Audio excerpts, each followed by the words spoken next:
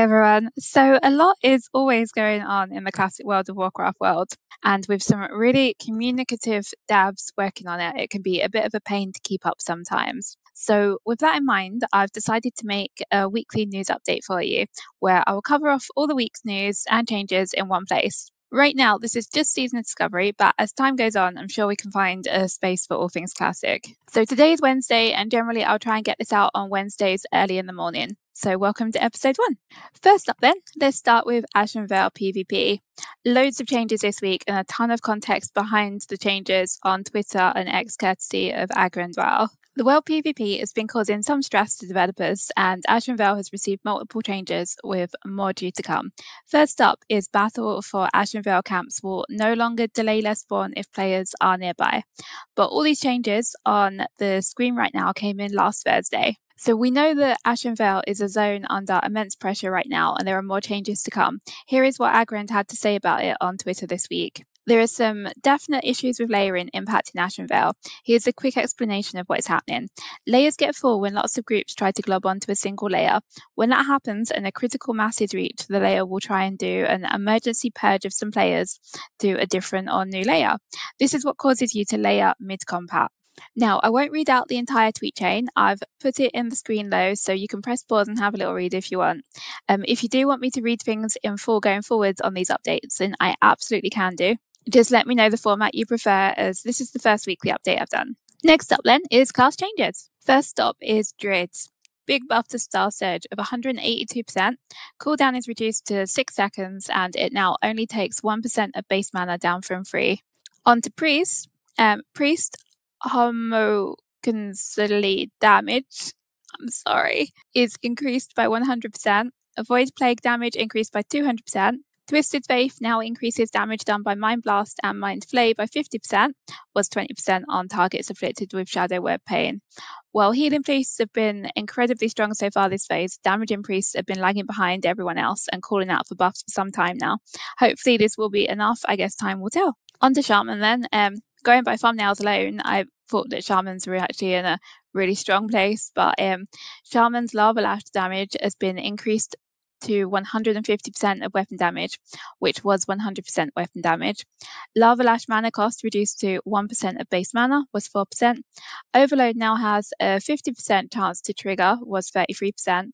And dual wield specialization now grants 10% increased chance to hit while dual wielding. Next up are rogues, which are on the screen. These are more fixes for them than actual changes.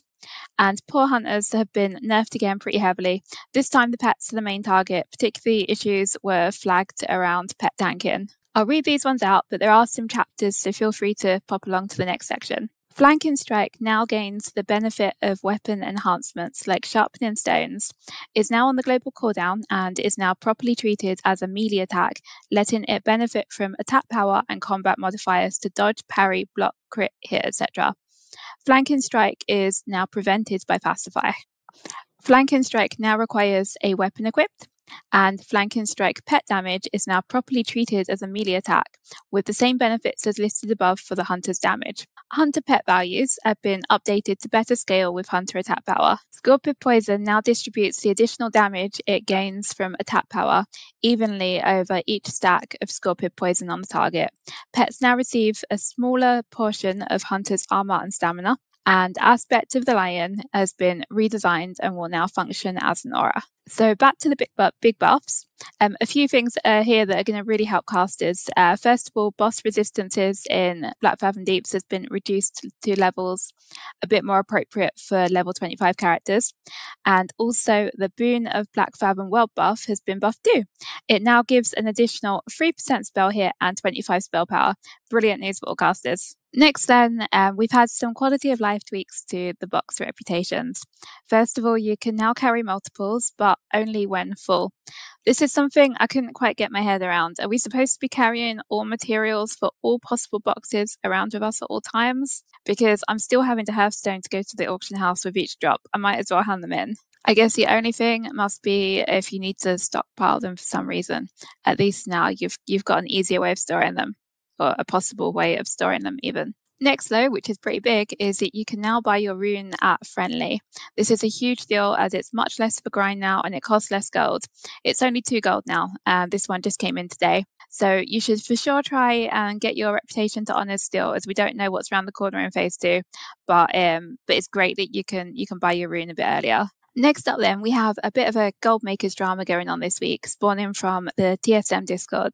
So it looks like a number of auction house power users have been caught up in the latest ban wave last Monday. Now, if it was 1 or 2, I'd assume some wrongdoing on their part, but 20 plus? Oh, it looks like either an issue at Blizzard's end or straight up they've just decided that certain ways to play just aren't allowed anymore. So this appears to be impacting players who run sniping add-ons the most. These add-ons have always been allowed previously, so it's hard to tell if it's the add-ons or the angry players, victims that are reporting that's causing the bans. But right now, if that is how you're playing on Season of Discovery, you may consider pausing your sniping ways for a little while just in case. The TSM Discord is full of unhappy users right now, and they're currently compiling a list of tickets and appeals. So if you were caught up, then you might want to give them a visit and add yours to it as well. I've actually never used a sniper add-on to get gold myself, but I do know it's quite common. I don't really like people being angry with me. I get super stressed out, so I always stay clear of it. I prefer traditional victimless gold making. I would love to hear your thoughts on it though. A bunch of closed realms were opened up briefly last night. Good job to anyone who got into them, as it was a very brief window indeed. This hopefully shows though that these realms aren't too far off of the tipping points now and will be opening again soon for those who are waiting. There wasn't any announcement about it, so I think it's just a case of keeping a lookout. Last up then, this week we have the Feast of Winter Veil starting over the weekend. I will be putting out a guide to all things Winter Veil at some point shortly after it starts. I usually prep my guides beforehand, but for Season of Discovery, I can't yet because we've just not discovered it all. There are usually a number of quests for professions that are level gated. We won't be able to do those, so I'm really hoping we get some new things and surprises since it is Season of Discovery. By the way, Santa, if you are listening, this year I have been a really good girl and I would love some kind of huge experience buff to help me level some odds. Well, that's it from me this week. I hope you like the format. As I said, I'm planning to do like a news roundup weekly. So if you do want to see more, please take a moment to like and subscribe. If you're on the fence and have some ideas of ways I can do better, then please do make sure to let me know. I'm still learning and I'm always really appreciative of feedback. Thanks a lot. Bye.